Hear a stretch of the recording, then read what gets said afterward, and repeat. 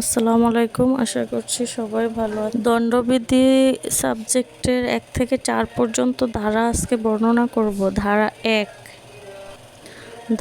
1 এই আইনে দণ্ডবিধি নামে পরিচিত এবং সমগ্র বাংলাদেশে প্রযোজ্য।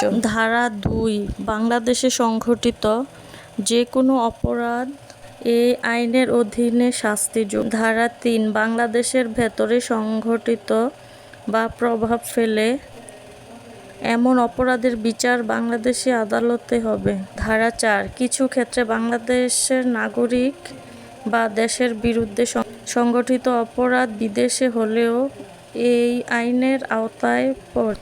আমি আবারও বলছি, ধারা 1 এই আইনের দণ্ডবিধি নামে পরিচিত এবং সমগ্র বাংলাদেশ প্রযোজ্য। ধারা 2 বাংলাদেশে সংগঠিত যে কোনো অপরাধ আইনের অধীনে শাস্তিযোগ্য।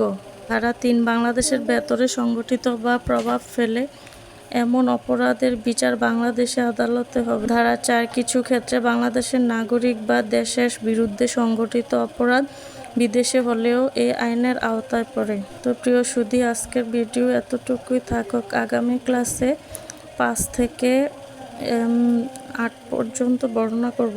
4টে করে ধারা হলে পরিমিত, অল্প করে খুব ভালোভাবে আয়ত্ত হবে। সবাই ভালো থাকবে।